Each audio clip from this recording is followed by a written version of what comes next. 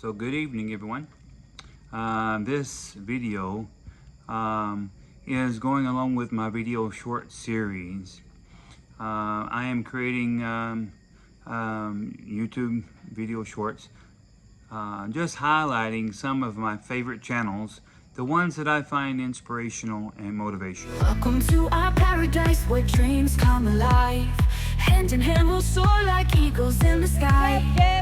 Every little moment. And the reason why I'm making this video, it's a longer video, and I really want to cover why I want to use this content on my channel. As you are aware, I want to motivate my audience, and I want to motivate people. It's all about positivity, creating positive vibes. And why I want to review these channels, because these individuals or these channels I find encouraging. And for me, all my life I was surrounded with negativity. It impacted me as a young child, growing up, because people always made comparisons. You were poor, you were rich, or you were this or that. And it's like certain ones would say, this person was gifted, or that one was gifted. Or people would say, you're not that good. Or this individual doesn't have what is required or what it takes. And so it was really a negative energy. And for me, I don't like those terms, because someone is gifted, or maybe you don't have the right circumstances or whatever. And so for me, that's just negative. And it's certainly not true. Yes, I agree, there are certain individuals who are born blind or born deaf or things like that, but it doesn't mean they're not talented. They are. Just give you a background story. There was a friend of mine who is dead now. He was much older when I met him, but he had an abusive father. And when he was like maybe 7 or 8 years old, he told me that his father plucked out his eyeballs. So he wasn't born blind, but when I met him, he was well into his late 50s, and maybe even in his 60s. But he didn't have any eyes in his sockets. But he could play the piano beautifully. And in fact, he used to tune pianos. He would go around tuning pianos. And he even done cabinetry. And I'm like, what? How in the world can you do cabinetry? You're blind. But anyway, I looked at his cabinetry, and it was awesome. It was completely square. Everything was made, it was such detail.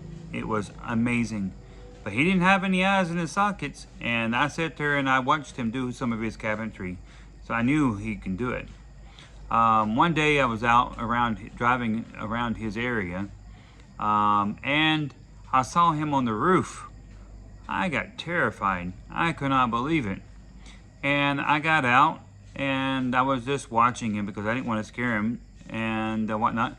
But he was doing this. I had no idea. Even though I was a nurse, I didn't know all that existed. Like sonar location. And sure enough, he walked straight to the ladder. Straight to the ladder, and was able to climb down. So I had a customer. So where was I? So he was doing echolocation, went straight to the ladder, went down, but he was up there adjusting his radio antenna. Really surprised me. I noticed when I would be around him in public, he would do that clicking. I thought that was just a tick. I didn't know. But he was actually being able to get around just echolocation. So amazing. So very talented. But see, that's what I was saying. Circumstances that we're born in. Someone born like here in the Philippines versus somebody who's born in Europe, or let's say Italy, for example. He here in the Philippines, you eat rice, right? And those in the Philippines eat rice. So if you're watching this from the Philippines, then you eat rice, right? Asian countries eat rice. Italy, they eat pasta. That's what they're known for. Now, which one's better? Well, it depends on your perspective, right? Does that mean that that the other person is less gifted because they don't have rice? Or because you don't have pasta, you're less gifted? Really? To me, that's negative energy. You can't control your language that you're raised up around. You cannot control where you were born and where you were raised. Someone in the Philippines doesn't have the same amount of money as someone from America. But there again, there are poor people in America, just like there are rich people here in the Philippines. But American dollar is stronger than the Philippine peso. So therefore, one US dollar right now is about 56 to 57 pesos. One US dollar equals 56, 57 pesos. So what does that say? Well, the American dollar is stronger. American dollars can buy more here in the Philippines. So people who from America come here can buy more things. But there again, it all depends on where you were born. And it doesn't mean that they're rich in America just because they have the US dollars. It just means that they their dollar is more stronger than Philippine peso. So does that make the Americans more gifted because they have that versus the Philippines? So you see where I'm going. There's all this negativity when you make comparisons and that you have nothing to control about. And so someone's area that, for example, you know, here in the Philippines, it is not uncommon for individuals to speak 2 to 3 languages, 4 languages. I know people who can speak Ilonggo, Ilocano, and they can speak Tagalog, English, and Cebuano. Americans, for the most part, can only speak the one language, English, and that's it. So that means that because you can speak more languages, you're more gifted than Americans that can only speak the one language. Or does that mean that you're born with some type of miraculous gift, that you're capable of learning multiple languages at once, whereas someone in America is not born with that gift, right? So the Filipino people are more gifted because they can speak several languages. Is that the case? So there again, why is that something that I don't like? Well, you know, people are not necessarily born with those particular gifts. A lot of it depends on how you're raised and what you're raised around. And you know, when it comes to music, I remember as a child, I was taking guitar lessons and piano lessons. Not instruments that I really cared for, but you know, guitars were everywhere and pianos were readily available in my home.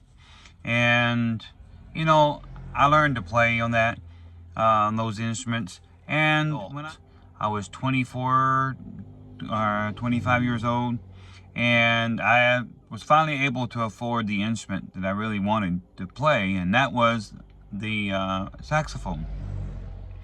So I started taking, you know, a few lessons, and my teacher asked me what it was that I was looking for in taking lessons.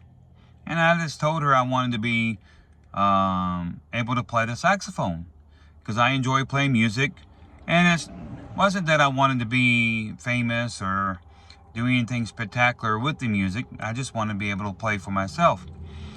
And she said, well, good. She said, because if you wanted to be like Kenny G, then you're too late. You should have started at 4 or 5 years of age for that, to be like a Kenny G. And I'm like, well, that was a pretty harsh reality check. It's not something that's encouraging or upbuilding. And I mean, what if I wanted to use my music to earn a living, or you know, to play for other people? But she gave a negative connotation because she was making a comparison that there is no way that a person could develop any kind of skill at my age in the 20s or anybody older that would make them more accomplished. So you see the comparison, and it's not just in music. It's other aspects of life too. People always want to make comparisons. They always want to push you down and push others up. You hear parents often say, or others say, that this person has perfect pitch.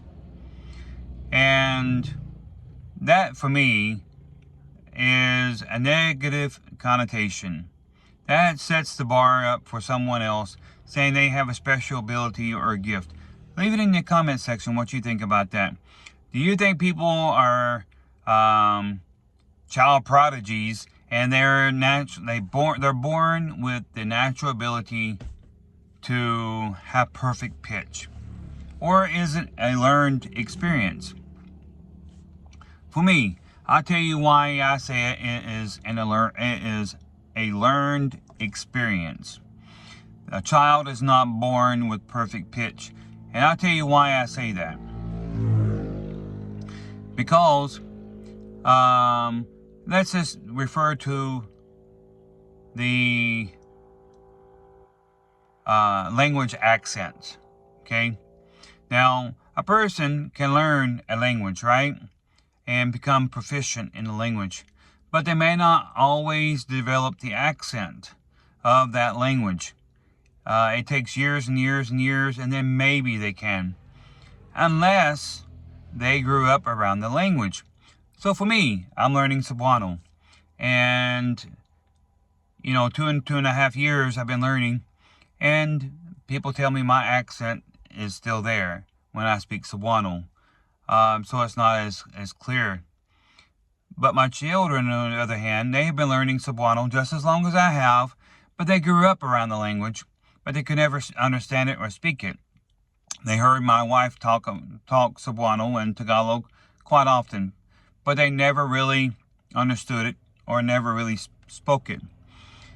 But yet, when my friends or those around us here in the Philippines hear my kids speak Cebuano now, they say, oh, they have the Cebuano accent, which is amazing. Well, why is that? Well, they heard it as a child all their life.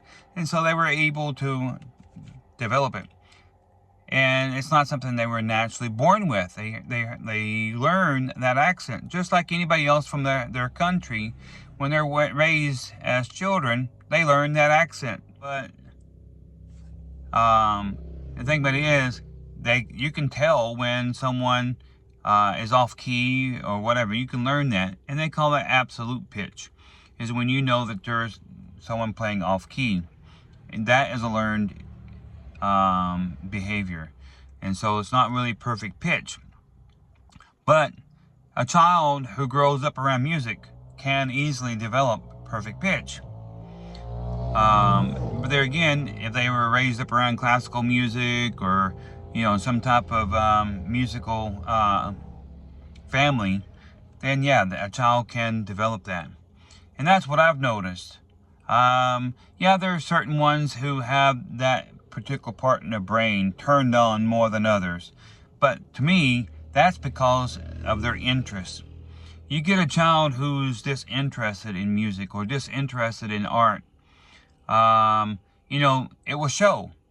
They will not have those abilities. But someone who's keenly interested in a certain area in life, they will work hard. And it will be something they think about, dream about, and they enjoy. They find a lot of enjoyment in that.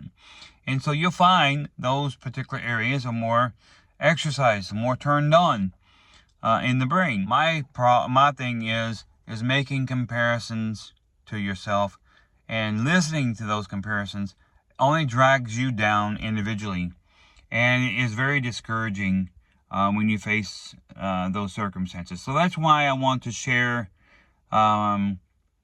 my videos, because I want to be an inspiration. And I'm not going to be just doing music videos. I'll do like 2 or 3 channels that I find interesting in music. But there's also a couple other channels that someone else is completely different and were able to achieve their goals as a result of their determination. And they did not listen to the negativity around them, and they overcame adversity, and they become accomplished in their own ranks. So that's why I want to do the channel, because I want to spread positivity. I want individuals who not reflect on the negative remarks around them and dwell on those things, but be the best version of themselves, because that's what is going to make you more mentally and physically and emotionally healthy. So thank you for watching. Please like and subscribe to this content, and stay tuned for more. And as always, life is short. Make the best of it.